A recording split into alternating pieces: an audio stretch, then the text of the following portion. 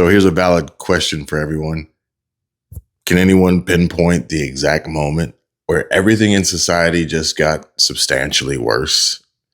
The debate now among Democrats is, how do you answer the following question? Is Donald Trump an existential threat to democracy in his second term? Or is Donald Trump's second term, oh, a fly on me, is Donald Trump's second term bad, but like his first term, survivable if we just wait it out, right? And I just want you to know from your senator, as someone who sits in that room on your behalf, I am in camp number one. He is an existential threat to democracy. Elissa Slotkin? She looked like she was trying to go for a little bit of a Sue Ellen Mischke look there, but couldn't quite pull it off. But considering the reality and fact that there have been multiple attempts to assassinate President Trump and the Democrats continue to talk like this, well, just goes to show their true intentions.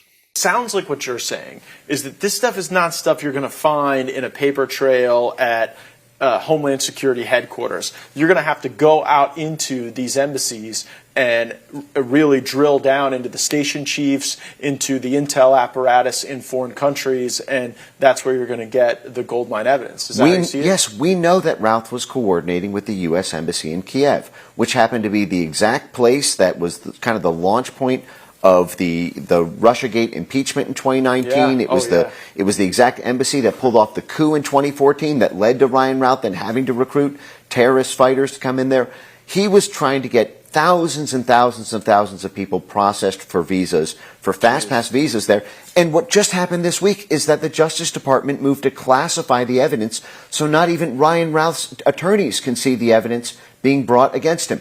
I would ask the Justice Department, if this is the most transparent administration in American history, why can't we see what could possibly be classified at this point that it is more harmful to national security to present the evidence about Ryan Routh than to show it to us? And my concern is that something undermines the war effort in Ukraine, whether or not it's the NGOs Routh was working with, were those working with the CIA, were those USAID programs that had a covert military purpose? He was running the military fighters straight there. No way there was an NGO getting funded by USAID in Ukraine that didn't have a covert purpose in some form or a fashion.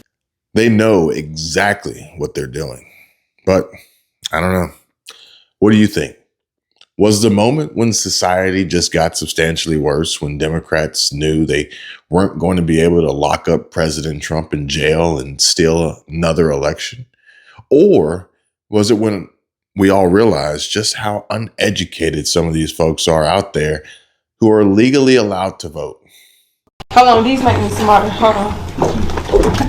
I got you, hold on. So $2,000 off if you can give me right answer. Cool? Okay. The 45th president of USA and the 47th president of USA, they both have the same parents. How is that possible? They both got the same parents. The 45th president of the USA and the 47th president got the same parents? Yes. How do the 45th president and the 47th president got the same parents? It's a mystery. They got the same parents because God made us all, and we all got the same parents. Because we not on the 47th president yet. That's why. It is. You want to know the answer? So the 45th president was Donald Trump, and the 47th president is also Donald Trump. Too bad. Hold on, these make me smarter. Hold on. I got you, hold on. What a failure. Man, it's a good thing she's rich. But don't be fooled. Putting on glasses will only help make you look smart, but they won't actually help make you instantly become smart. Elon Musk, maybe you can take the boy out of apartheid, but you can't take apartheid out of the boy, apparently. He's out here doing Nazi salutes, so whatever. But in addition, this dude is probably one of the most unintelligent billionaires I have ever met or seen. Whoa, wait. What did she just say? Our First Amendment rights are getting exercised here today, ladies and gentlemen. But just as a heads up, brace yourself for what's to come. Apparently, age verification is coming to the whole internet. But if that means we get more moments like these, then I'm here for it. We just watched the speaker gavel out with a whole lot of anger, Kelly. Here's the state of play. Here's MSNBC sucks. Hey, how are you? MSNBC sucks. Can I talk to you for a second? MSNBC sucks. You can see. Okay. You can see the frustration. Sometimes this happens, and we understand that that can happen. And while we love free speech, we're going to keep control here. So, Ryan, thank you. Shaq, thank you. A volatile story. We'll be following it. And apparently, not only Shaq cleaned up. Okay. Stay with us here because Ryan has cleared the set, as we would like to say. The gentleman moved on. So, Ryan, let me turn back to you. Nicely handled there. Can you give us an update on, as you were walking us through this, we'll all take a breath there. Maybe not. Okay. Go ahead, Ryan. See, Hold on 1 second. Yeah. Okay. We're just going to pull the plug there. Thank Kelly, you, this Ryan. is all playing out in real time. It sure Passion is. high. Yes. There's a whole lot of anger here, as you can see. So we're going to get a control of this and come back to you when we can. Fair enough, fair enough. And we recognize people are expressing their views, and we're there to cover it. You do that job. We'll move on with our audience. Thanks for your patience with all of this. Damn.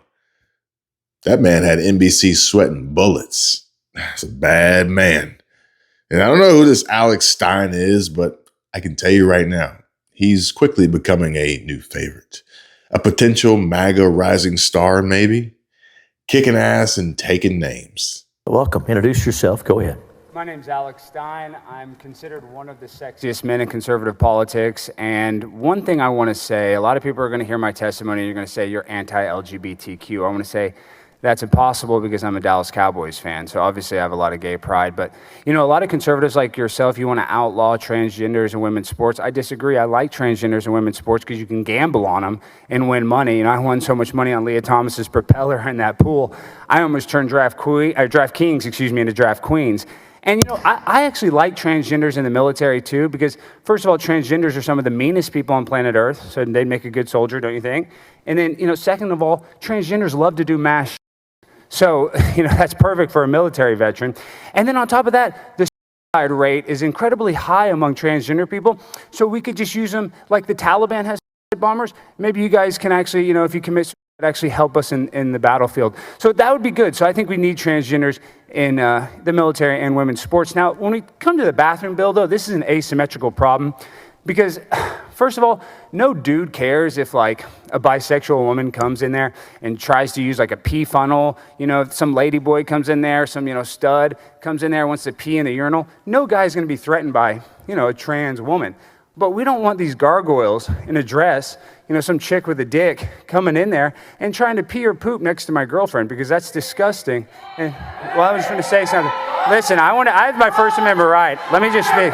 So, we're sick of these transgenders trying to invade women's personal spaces. These people have autogynephilia, they're sexual perverts, and they actually get satisfaction from going there and looking under a stall. So these are mentally ill people that are on hormones, that are on all kinds of pills, they're impulsive, and they do not belong in a women's restroom. So if some of you lesbians want to come in and pee next to me, you're more than welcome. So we just don't let the chicks with dicks in the women's room, and you guys are all welcome in the men's room.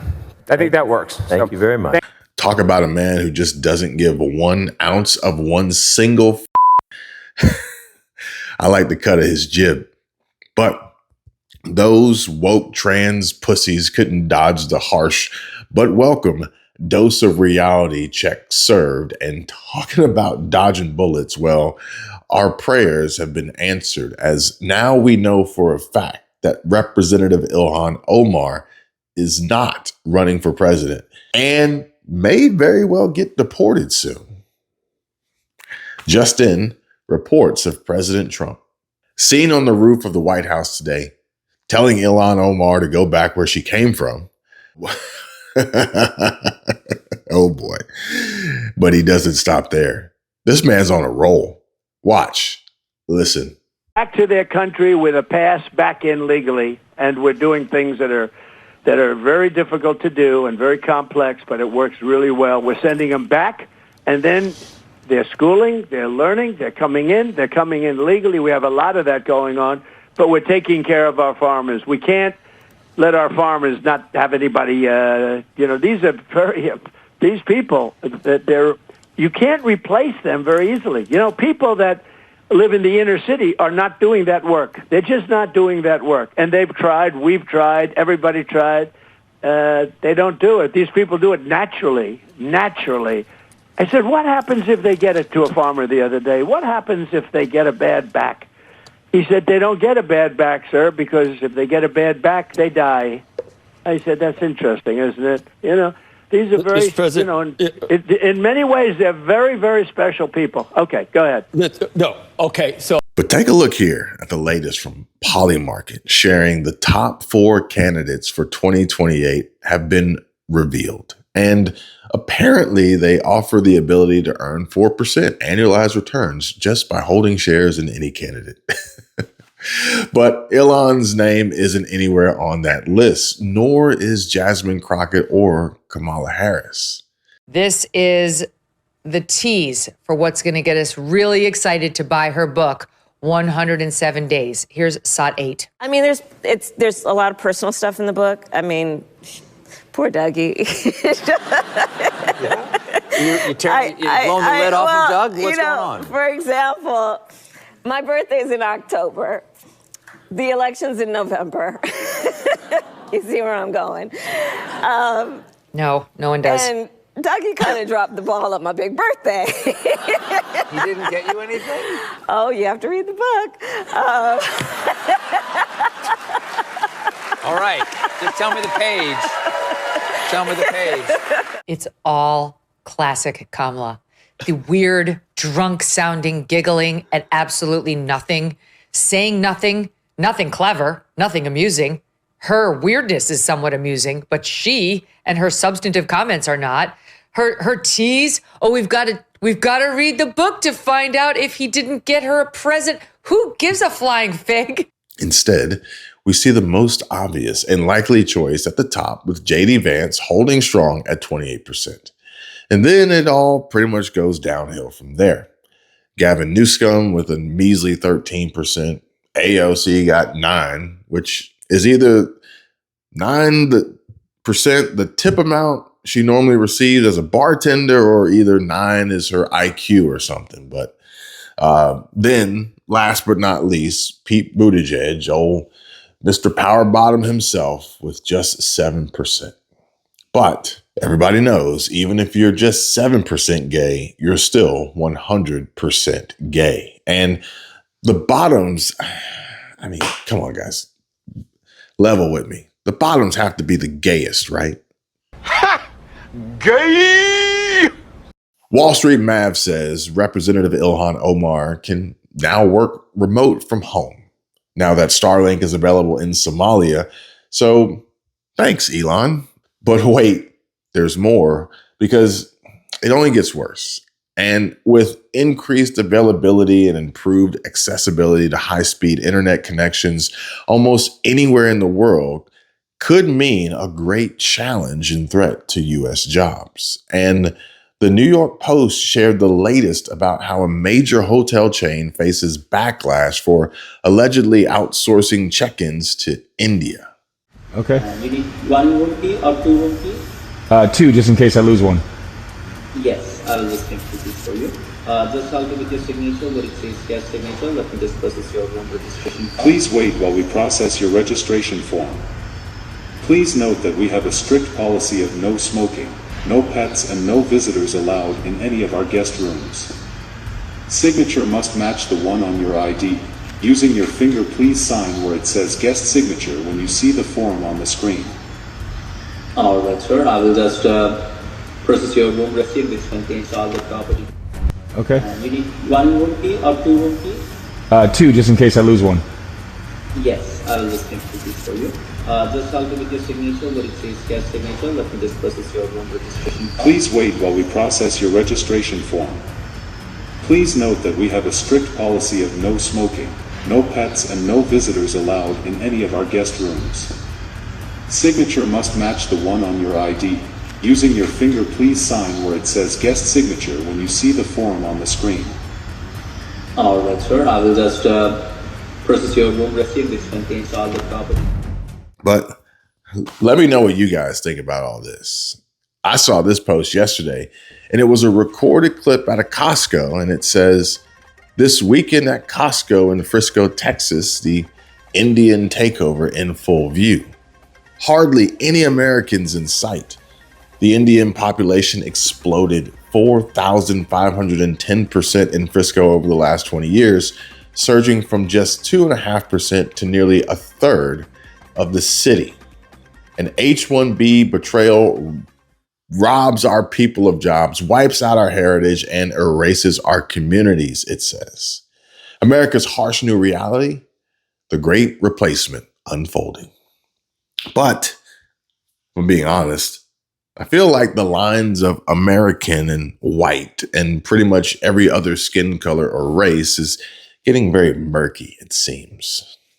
And Megyn Kelly says, and I quote, "We are sick and tired of the nonsense where you're not allowed to ever celebrate someone who's white, blonde, and blue-eyed.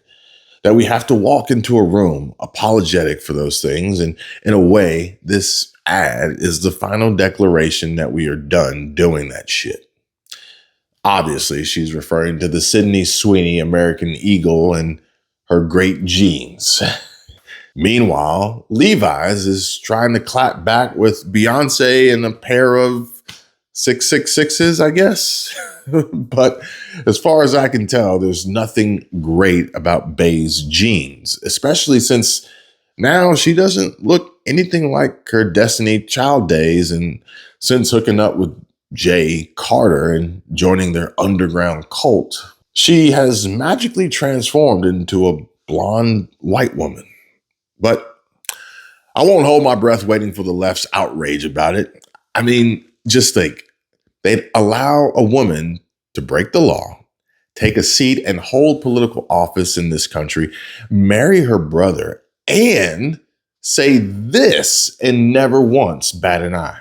I would say our country should be more fearful of white men across our country, because they are actually causing most of the deaths within this country. Which ironically wasn't the craziest shit I've heard recently.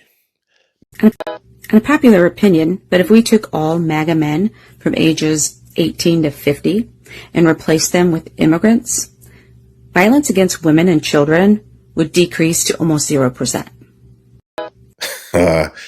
Yeah. I think that's what you'd call girl math, or I don't know, maybe. Is it what Jasmine Crockett means when she says the math ain't mathin' right?